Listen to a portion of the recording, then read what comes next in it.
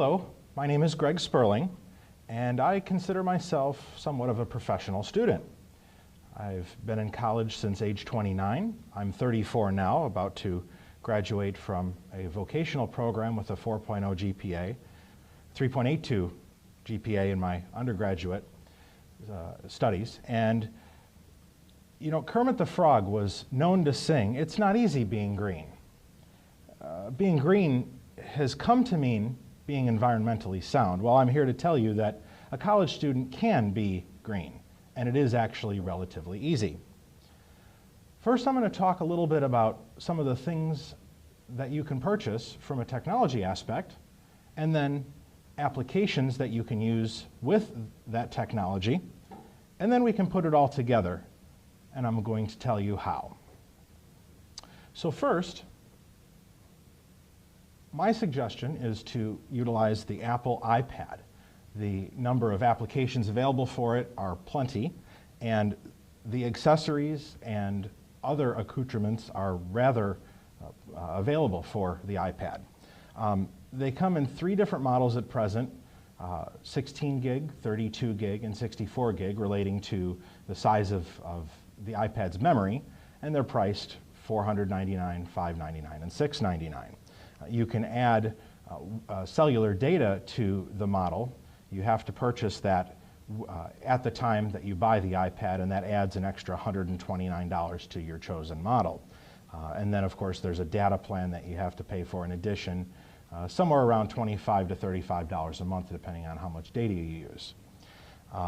I don't recommend students going right for the least expensive iPad, the 16 gig model. They tend to fill up rather quickly, especially after you've been using it for a while, have a lot of data, have a lot of applications, and then you're frustrated with a device that you're scurrying to delete applications and data from. So I recommend sticking with 32 gig or higher. Another device that we're going to talk about today is the Doxy Go. It's priced at $199, and it's a portable, battery-operated scanner. More on that later. The iFi, EYE-FI Connect X2. It's a secure digital or SDHC card, and they start at $39.99 and go up from there with capacity, 4 gig, 8 gig, 16 gig, so on. Amazon has them a little bit cheaper, $30, $40, and so on. I recommend a stylus for your iPad. I'll speak a little bit more about that later. And then finally, a Bluetooth keyboard. The iPad is, of course, a versatile multi-touch screen, but having an external Bluetooth keyboard makes things just a little bit easier, especially when it comes to typing a 5-page or more paper. To speak a little bit about the applications that I've used over the past 5 years, I'm going to start with what's called iStudiez Pro. That's iStudiez Pro. Available for the iPad, and it costs $3 on the iOS App Store. And if you have a laptop, such as a Mac computer, it's $5 on the Mac App Store. The suite of applications known as Pages, Numbers, and Keynote are excellent apps for the iPad that assist with word processing, number crunching, and presentations. The number crunching and presentations really aren't ones that I've necessarily used in my college career, but Pages is definitely essential. That one costs $10.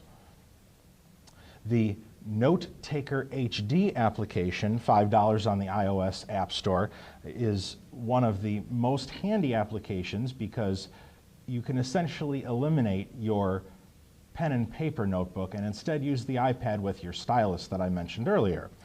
Note Taker HD is an application that you can use to either handwrite with your stylus, or you can use your Bluetooth keyboard or the iPad's built-in keyboard and take notes as you go along in your classes.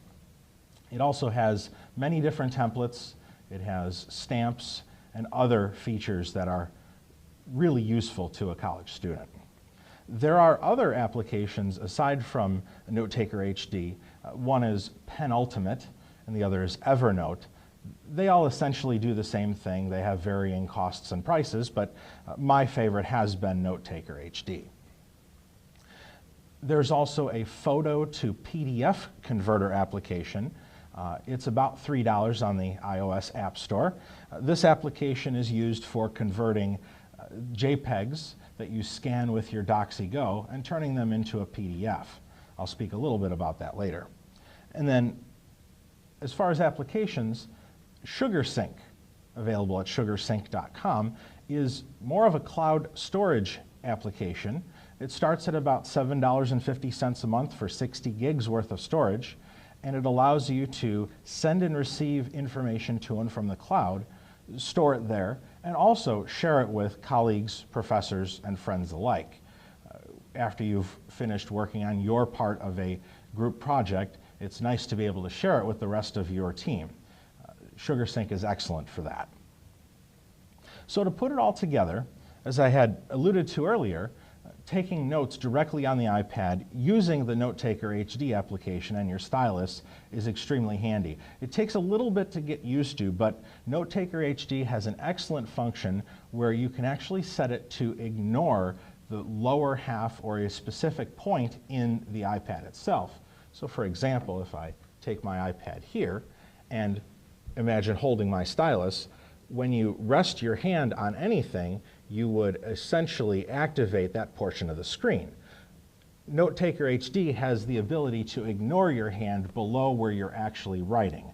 That makes it very handy for taking notes.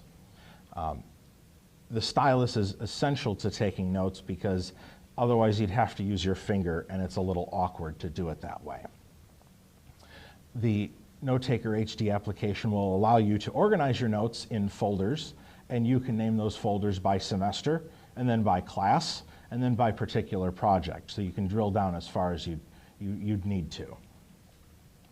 The iStudies Pro application that I mentioned before is extremely useful for mapping out your schedule, all of your classes, and then labs and discussion sections, as well as tests and final exams. It can remind you of these things, as well as allow you to enter all of your assignments into the application and set a reminder as to how many days before it's due you want to be notified about it. And you'll get the little badge icon on the application to remind you of how many things you have to do.